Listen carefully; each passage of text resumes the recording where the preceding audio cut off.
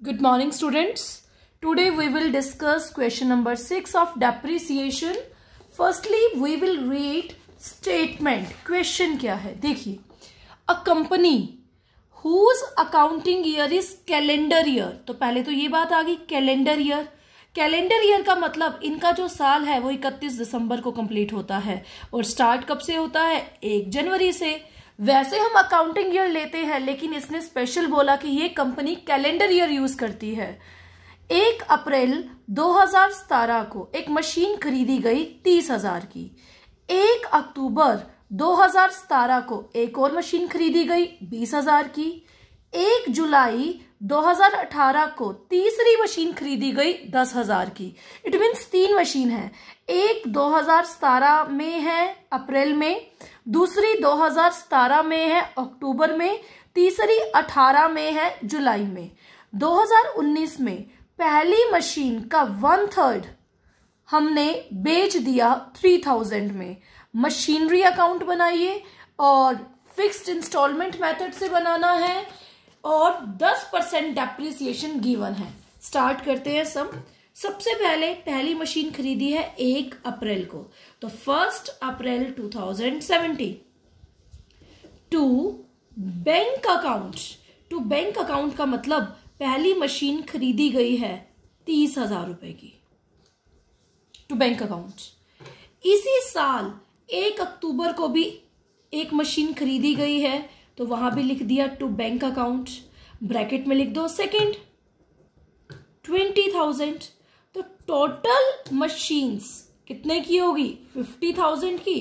Total हमने लिख दी 50,000. अब 31 दिसंबर, क्योंकि स्पेशल बोला गया कैलेंडर ईयर है तो 31 दिसंबर को अकाउंट बंद होंगे. 31 दिसंबर को डेप्रीसिएशन लगा तो बाय डेप्रीसिएशन अकाउंट पहली मशीन दूसरी मशीन. पहली मशीन पे 30,000 का 10%, क्योंकि 10% दे रखा है 3,000 होता है. बट हम अप्रैल से लगाएंगे क्योंकि अप्रैल में खरीदी गई है. अप्रैल मई जून जुलाई अगस्त सितंबर अक्टूबर नवंबर दिसंबर, तो कितने महीने का डेप्रिसिएशन लगेगा 9 मंथ का. तो कितना डेप्रिसिएशन लगेगा कैलकुलेट कीजिए. 30,000 का 10% 3,000 होता है. 9 महीने का डेप्रिसिएशन हो गया 2250. ओके. दूसरी मशीन 20,000 की अक्टूबर में खरीदी गई है तो अक्टूबर नवंबर दिसंबर, क्योंकि 1 अक्टूबर है, अक्टूबर नवंबर दिसंबर. 20,000 का 10% कितने महीनों का लगाएंगे 3 महीनों का लगाएंगे. तो 20,000 का 10% 2,000 होता है, 3 महीनों का हो गया 500.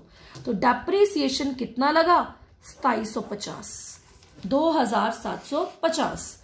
अब 31 दिसंबर को हम चेक करेंगे हमारे पास मशीन की वैल्यूज कितनी बची हैं. तो बाय बैलेंस कैरी डाउन, पहली मशीन दूसरी मशीन.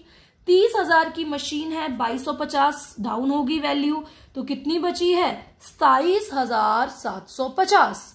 और दूसरी मशीन 20,000 की है 500 से वैल्यू डाउन होगी तो कितनी बची है 19,500. कितनी बची है 19,500.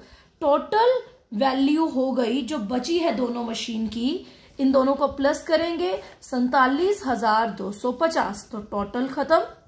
फर्स्ट ईयर कंप्लीट हमारा. ये फर्स्ट ईयर 31 दिसंबर को कंप्लीट हुआ है. अब आती है बात सेकेंड ईयर की.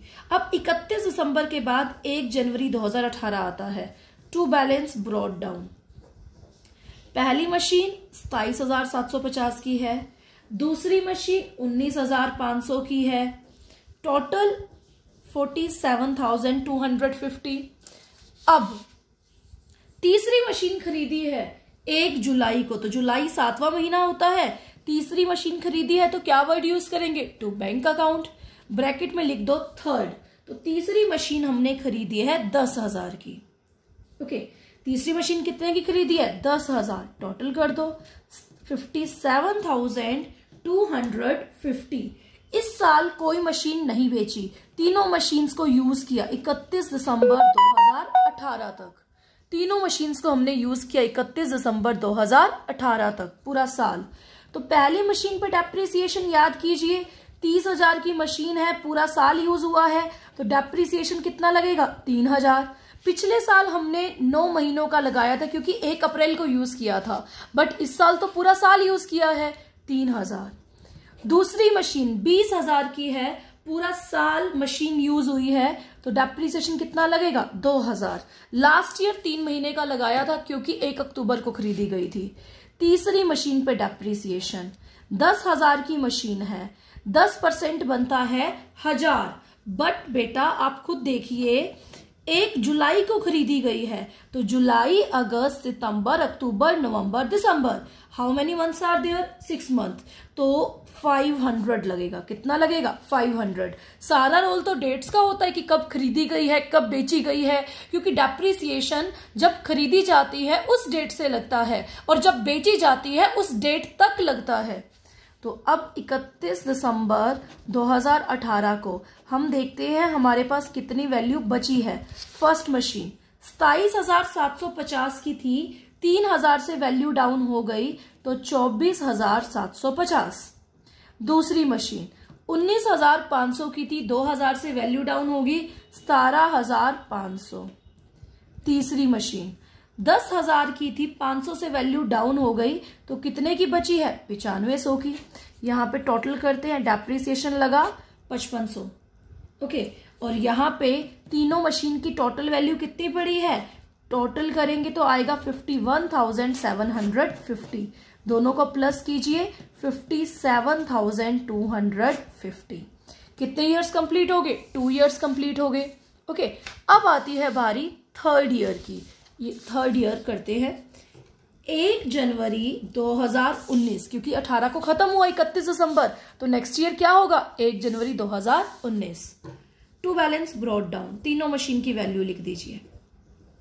First machine, second machine, third machine. Check कीजिए, फर्स्ट मशीन कितने की पड़ी है, 24,750। दूसरी मशीन 17,500। तीसरी मशीन 9500, तो टोटल 51,750। इस साल हमने मशीन को बेचा है। कब बेचा है, 1 जनवरी को बेच दिया। फर्स्ट डेट पे ही एक मशीन बेच दी, 1 जैन 2019 को पहली मशीन बेची है। तो बाय बैंक अकाउंट्स चेक करते हैं क्या स्टेटमेंट थी। देखिए 1 जनवरी 2019 को 1/3 मशीन बेची है, 1/3, वो भी कौन सी, पहली मशीन 1/3 बेची है। अभी तक ऐसा कोई सम नहीं आया जिसमें 1/3 या हाफ मशीन बेचे, पूरी मशीन बेचते थे, लेकिन इस सम में इसने बोला 1/3 मशीन बेची है। तो देखो पहली मशीन 30,000 की है, तो उसका 1/3 कितना बना, 10,000 बना। उसका 1/3 कितना बना, 10,000 बना। देखिए 10,000। ये मशीन हमने 3,000 में बेची, तो मैंने लगा दिया यहाँ पे बाय बैंक अकाउंट 3,000। क्या लगा दिया, बाय बैंक अकाउंट 3,000। ओके, अब चेक करते हैं डेप्रिसिएशन। 1 जनवरी डेप्रिसिएशन तो लगेगा ही नहीं क्योंकि पहले दिन ही मशीन बेच दी। तो चेक करो कितना प्रॉफिट हुआ और कितना हमें क्या हुआ, लॉस हुआ। तो पहले चेक करो आपको प्रॉफिट हुआ या क्या हुआ, लॉस हुआ। चेक करते हैं, मशीन की वैल्यू कितनी पड़ी है, 24,750 पहली मशीन। हमने इसका 1/3 बेचा है। क्या बेचा है, इसका 1/3।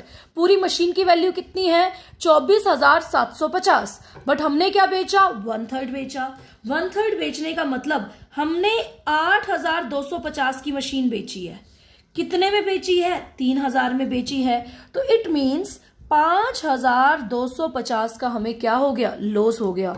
कब हो गया, 1 जनवरी 2019 को। Is this clear. यहां से चेक करना पड़ेगा, पहली मशीन 24,750 की पड़ी है, हमने उसका 1/3 पार्ट बेचा है, मतलब 8,250 की बेची है। तो 8,250 की बेची है मशीन, कितने में बेची है, 3,000 में। तो 5,250 का क्या हो गया, लॉस हो गया। उसके बाद पहली मशीन का 1/3 पार्ट तो बिक गया। अब पहली मशीन का 2/3 पार्ट पड़ा है, दूसरी मशीन पड़ी है, तीसरी मशीन पड़ी है। इस पे लगेगा डेप्रिसिएशन, क्योंकि ये तो नहीं बेचा, इस पे डेप्रिसिएशन तो साल के एंड में लगेगा, 31 दिसंबर को लगेगा। तो फिर हम लिखेंगे बाय डेप्रिसिएशन अकाउंट। अब चेक करेंगे डेप्रिसिएशन कितना लगेगा। देखिए पूरी मशीन पे डेप्रिसिएशन 3,000 लगता है, क्योंकि 30,000 की मशीन है। अब मशीन पड़ी थी 20,000, 10,000 वाली मशीन तो बिक गई। तो बेटा अब डेप्रीसिएशन कितना लगेगा?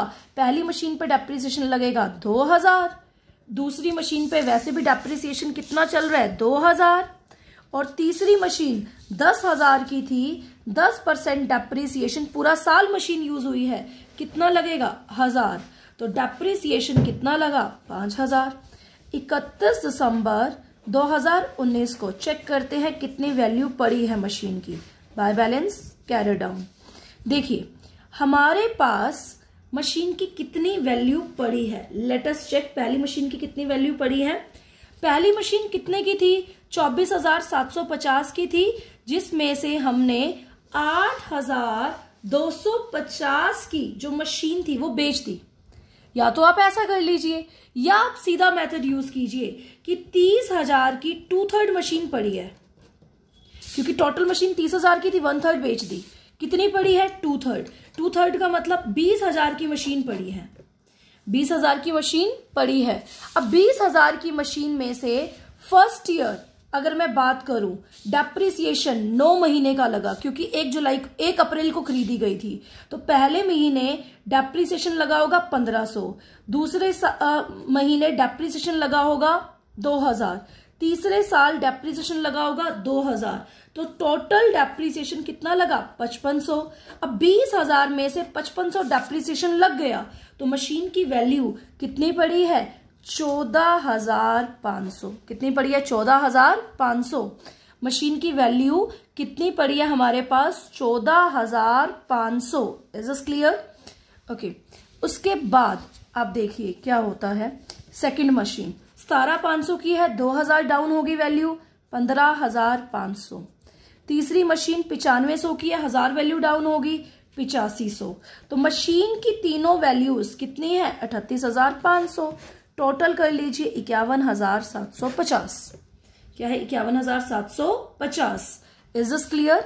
आपको आई थिंक यहाँ पे डाउट होगा कि ये कैसे निकाला। तो देखिए टोटल मशीन 30,000 की है, 30,000 का 2/3 हमारे पास पड़ा है, 1/3 हमने बेच दिया, तो 30,000 का 2/3 क्या होता है? 20,000।